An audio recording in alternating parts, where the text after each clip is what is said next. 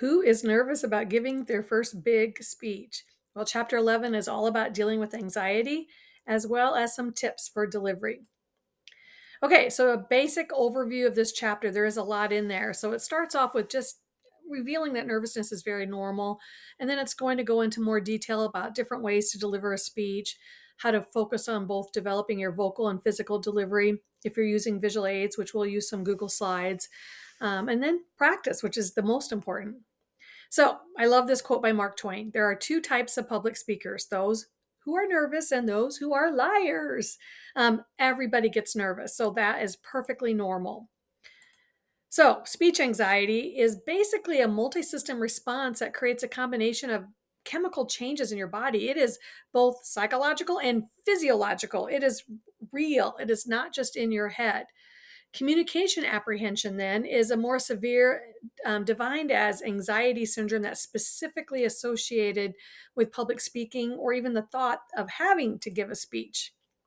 So, when have you experienced anxiety before during a presentation, whether in college or in high school? What kind of reactions did you have? Everybody has different ones. Some people get nervous and speak fast, or shake, or stutter, or get blotchy and red. There's a wide variety of different things that happen. Some people get like too much saliva in their mouth, and others, like, I can't swallow. So, what are some of your physical signs of nervousness? And then what are some of those more internal signs of anxiety, like those butterflies in your stomach or your heart rate speeding up? So, anxiety is a chemical reaction condition that results in physical, basically, effects that may cause your heart rate to speed up, even your blood pressure to rise. Many people get butterflies, nausea, lightheadedness. Sometimes you tend to breathe more shallow. So these are some behaviors that are associated with it. Your voice might be too soft because you're intimidated, or if you're like me, when you're nervous, you talk way too fast. I talk too fast all the time. Or you might be very monotone because you're concentrating on the speech itself. That definitely can lead to some fluency issues where we don't sound like ourselves. We sound a little bit more robotic. As I already mentioned, it can affect your mouth and your throat, your breathing, your voice getting a little bit splotchy and things like that, and your facials. When we get nervous, sometimes we don't want to look directly at people, or we get this really stoic, non expression, deadpan face. And then we also tend to often fidget, like we don't know, like that Talladega Nights, I don't know what to do with my hands. So we start fidgeting with our note cards or our clothes or stuff like that. And then the biggest thing that I want you to work on right away, even with that little quotation speech, is how do you hold your body? Focus on standing still with a good, confident stance with your weight equally balanced on both feet. And then other things, you might all of a sudden get too hot, like I already mentioned, too much spit or saliva in your mouth or not enough, those butterflies, all of those things. So we all have excuses for why we're not supposedly going to do well in this class. I'm just not good at this, or I didn't prepare for this because I didn't have time, or I really don't care about this course. I don't need it. Those are excuses. Everyone can get better at public speaking. It is a skill. It's not something you're naturally born with. So, a closed mindset can really cause anxiety to rise. Or if you had some previous negative experiences, then that creates almost a phobia. Most of us struggle with a lack of experience. We haven't had to formally give a speech like this very often in our lives. So, that in and of itself was going to make us more nervous. The biggest problem, especially in college, is procrastination, not giving yourself enough time to adequately prepare. Now, this is a college level course, so you're going to have to put in a lot of time on your own. Don't get behind. Make sure you meet those deadlines so that you have more than enough time to practice, and then you won't feel nearly as nervous. We also sometimes put unrealistic pressures on ourselves. So make those expectations believable and achievable. And then there's also cultural concerns, or, we don't like the spotlight on us. We feel different. We're worried that people are concentrating on any of those things that kind of set us apart. So, what makes you nervous? Anxiety can strike at all different times, and it impacts every one of us in very different ways. It can lead to procrastination because if we feel overwhelmed or we're stressed out about the idea of even giving a speech, then sometimes we don't start on time. We just keep putting it off because it's not something we want to do or find enjoyable. So, a lot of times, nervousness will peak right before you give your speech, like when your name's called to walk in front of the room or during those first few seconds of the introduction. So, I'm not going to require you to memorize anything, but if you do memorize any part of your speech, it should be the introduction. Once you can get through those first 30, 60 seconds, you'll find that your body starts calming down a little bit. Your heart rate should slow down. Your breathing should become more normal. And then you can concentrate on the speech, and hopefully some of those nervous symptoms subside a little bit. So the best advice I can give you is get your work done on time and be prepared. Okay, some myths. Some people just think nervousness is in your head. It's not just in your head. And even the most experienced people deal with this.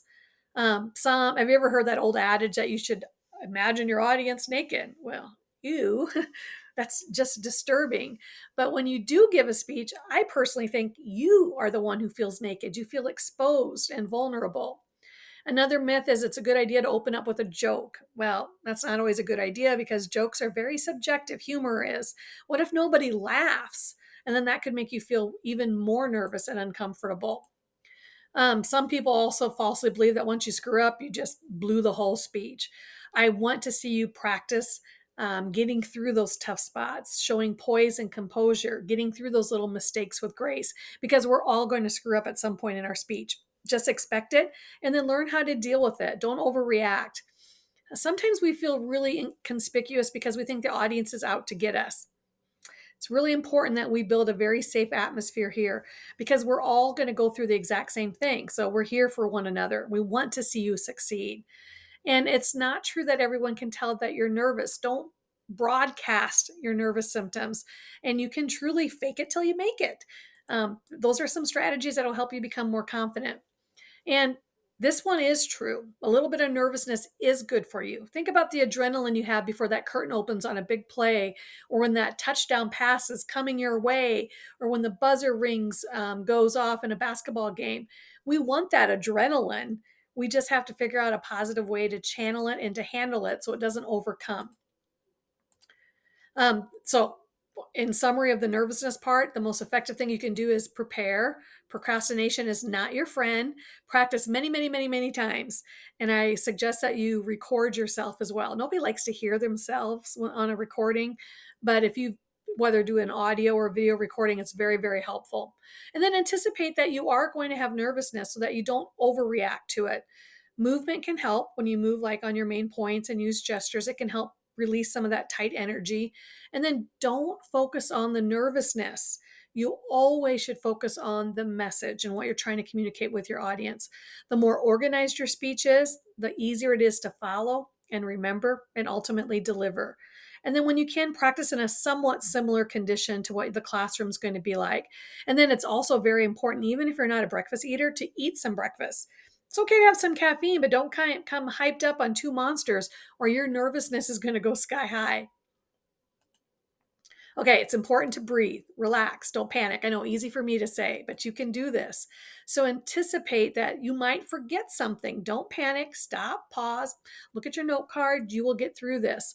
And then if you have slides, there might be little hiccups with those. Anticipate that as well. And then also realize that there might be disruptions, things that kind of get in the way. Just maintain your composure. You can do this.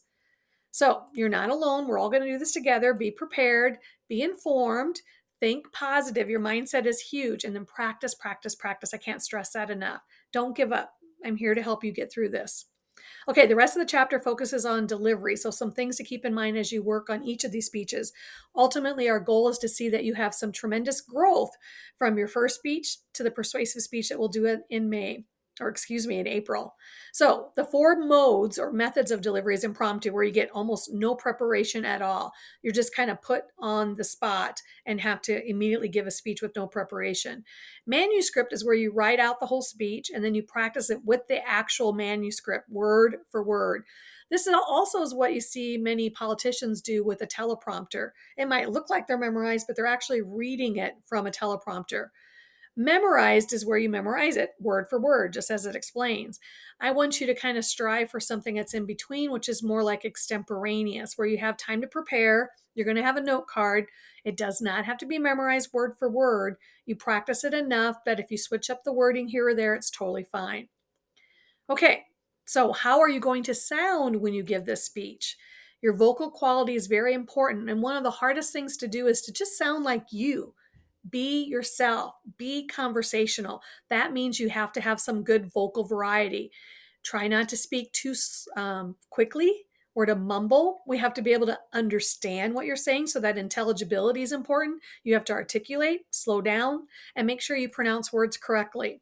Don't pick words that you don't know how to say. And if you do have some of them, look them up. You can figure that out. And then again, as I mentioned, articulation. Make sure you get the full word out and you don't cut off the ends of words. And enunciation ties in with that too. Usually that's dealing more with mumbling and cutting off those endings. Okay, there's a couple of videos on here that you can watch later. We're going to skip those for right now. Get past that. Okay, vocal variety. This makes you sound like you, makes your delivery captivating and engaging. So volume's important. The whole room has to hear you. Speak at a comfortable rate. The slower you can speak, the more powerful and confident you actually will sound. And pauses can be a good thing when you're using them to really draw the attention of the audience to a certain point. And then force, especially in a persuasive speech. There might be some things where you really speak with greater intensity to really get their attention and to emphasize something. And then pitch. Nobody likes monotony, like a monotone professor that goes on talking at the exact same rate, the exact same pitch the entire time. It's mind numbing. So avoid vocal fillers. I'm guilty of this too. We tend to use alike, all those things as we're speaking. Okay, physical delivery. How are you going to physically look when you give this speech? So the audience is going to be paying attention to your body language. So the way you carry yourself is very important. Researchers say that nonverbal communication actually sometimes communicates even more than our words. So it's the meaning of our words conveyed by our voice, our body language, and our appearance. So your personal appearance is important, and it actually can affect your delivery.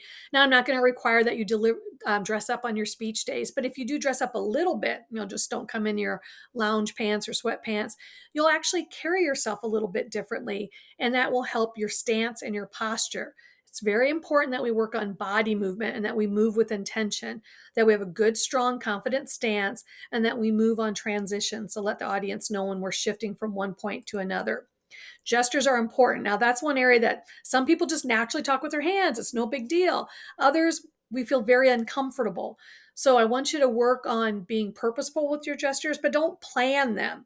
Don't use trite gestures like, first we're going to do this, next we're going to do this. Nobody talks like that. So make your gestures natural. And then your face. Your face matters. That is also part of your nonverbal delivery. So make sure that your face matches the tone of your speech. And then eye contact is one of the hardest things to do. When we get nervous, we tend to really want to look at the wall or our note card.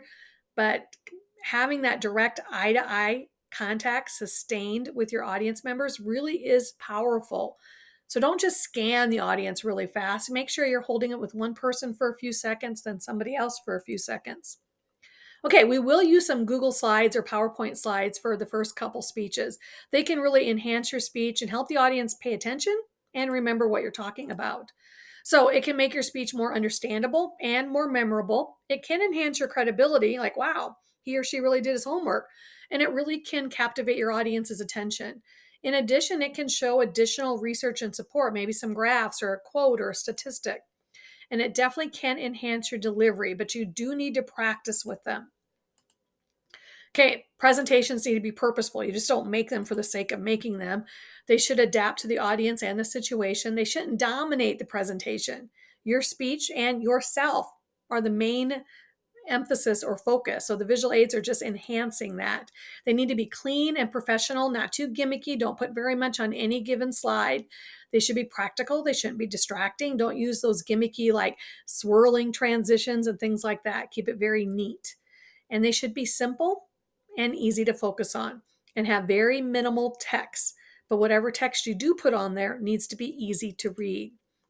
Some additional tips. Remember, you're giving a speech. You're not giving a slideshow.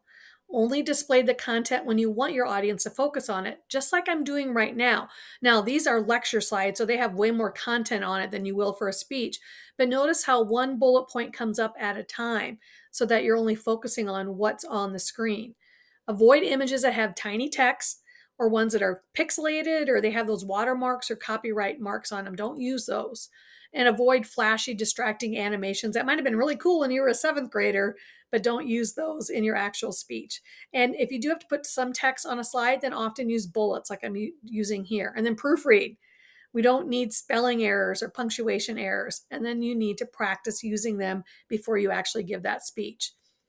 The main goal of this class is to help you not only write great speeches and overcome your nervousness, but get more confident with those delivery skills. This all takes practice and is based on repetition.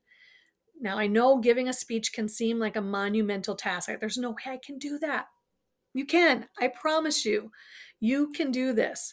Okay, we'll have a quiz on this chapter this coming week, so make sure you study it, and I'll see you soon. Let me go ahead and close this.